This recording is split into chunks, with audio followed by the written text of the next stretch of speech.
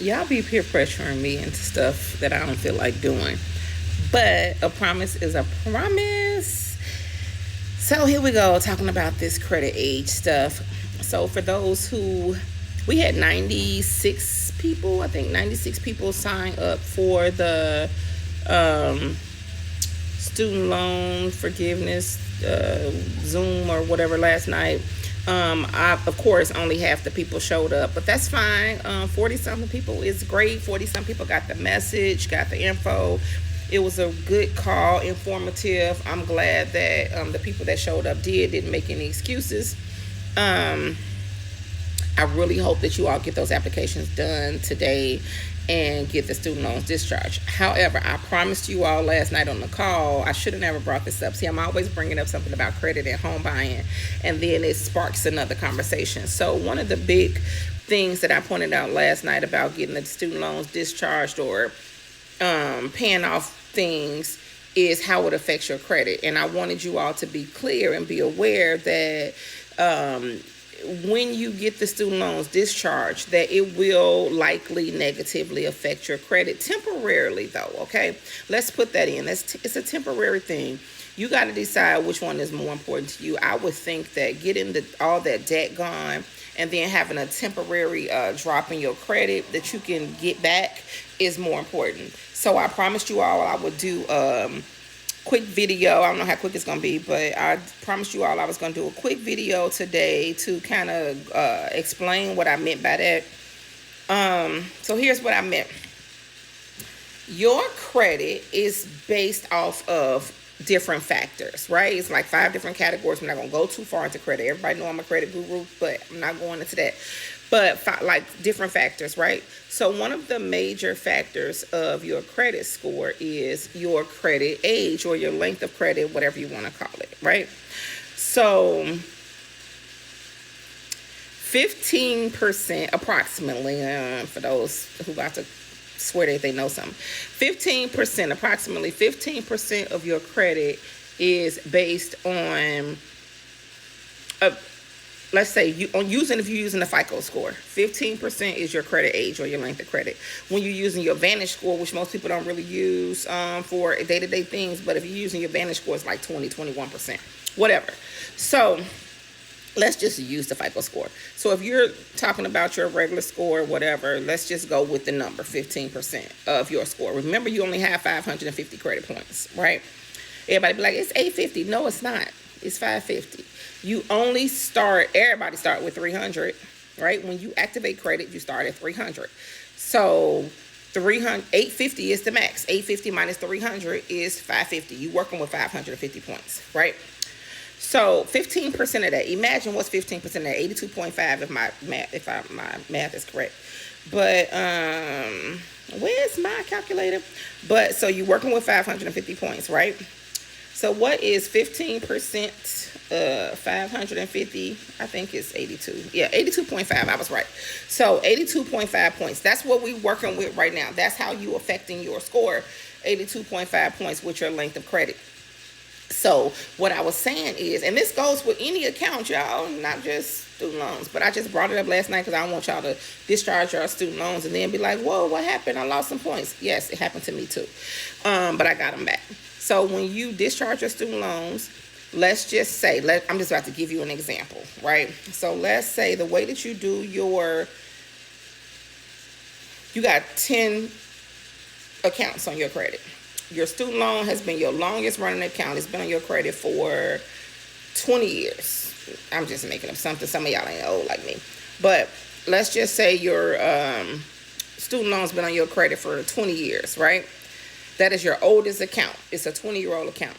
Then some people will be like, oh, my credit age is 20 years because that's when I started credit. No, that's not how it works. Your credit age is basically an average of the years, not the average of the accounts. I think I might have misspoke last night. I might have said it just moved fast. But now you can't take one account 20 years ago and then one account this year. It is the average of the ages. So let's just say, I put down an example so I can have something to tell y'all. So let's just say you had 10 accounts. You got 10 accounts, right?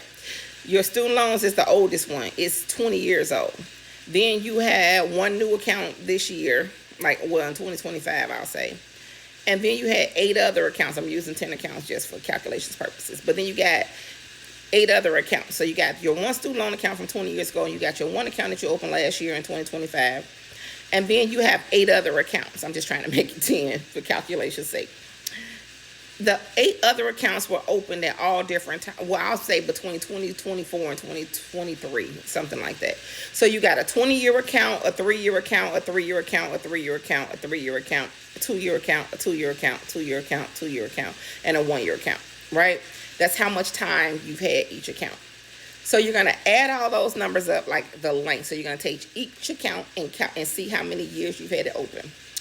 The years is what you're adding up. You're going to add up all the years, and then you're going to divide that by the number of accounts. I hope that made sense. The example is if you had a student loan 20 years ago, and then you have a new account that you just opened in 2025, and this year makes 1 year. Then you have 8 other accounts that were opened up between 2023 and 2024. You add up how many years they are. You take that number of years total, and then you're going to divide it by 10, because that's how many accounts we had. And then that equals like 4 or whatever. I guess. I don't know. I didn't actually divide it, but I think it's 4. That equals like 4.1, 4.2. So your credit age is 4.1 or 4.2. Then that's what we talked about last night. You drop the student loan gets discharged off your credit. So now that 20-year account is gone. So now you're taking those 9 accounts and you're adding up those ages. Does that make sense? You're adding up the age of that. So you took off that 20-year age. So you don't have that to average in anymore. So now you have all of the other ages. I don't know how to put it. You got 3, 3, 3, 2, 2, 2, whatever, and now you divide it by 9 because you got rid of the student loan. So you got 21 instead of 41 divided by 10. You got 21 divided by 9 because you took off the 20-year one. So now that dropped your credit age to 2.2, 2.3 or something. So it went from 4.1 years to 2.3 years is your credit age. So your credit age, whatever that number is, that's where your 82 points on your credit is affected. So whatever your 15% of your credit score is affected. I might have to make this video again, but I hope y'all following me. So it makes sense to me. I hope it makes sense to most people. So that's what I mean when I say it will drop your credit age, which ultimately will drop your credit score a little bit. It won't affect it that much. I mean, it will. Like that one just dropped 2 years, right? But I know that don't sound good, but it's what happens. It's even when you pay off a car, like when you get ready to buy a house, and I'd be like, stop. People call me like, I want to pay off this first, Rachel, before I talk to you about buying a house. Stop doing all of that. Talk to me first, because you might be paying off something that's about to drop your credit score even worse than it is now. So yes, we want to get rid of that, but just wait, have the consultation, talk, fill out the application, see what, here I go talking about houses. We ain't supposed to be talking about that. We're supposed to be talking about student loans, but y'all get the point. Okay, so when you pay off something, even the car, okay, I'm gonna throw this in because I only got 1 minute left on this video. Even when you throw off when you are doing a house, don't be like, oh, I want to pay off my car first. I want to do this. Wait before you start paying off stuff, right? Wait. We want to see how it's going to affect it. Is this one of those things that if you pay it off, it's going to help your debt to income ratio, but now it's going to drop your credit score 40 points? Like, we need to see. We need to know. Don't just be doing all of that. Fill out the application, figure it out, get your own number. Okay, I promise y'all I was going to make that video. I'm too busy looking out the window and all of that stuff. I might do a part 2. I think I'm going to do a part 2 to this because it said 9 minutes and it's about to be over. But I'm about to do a part 2 to this. Okay, bye.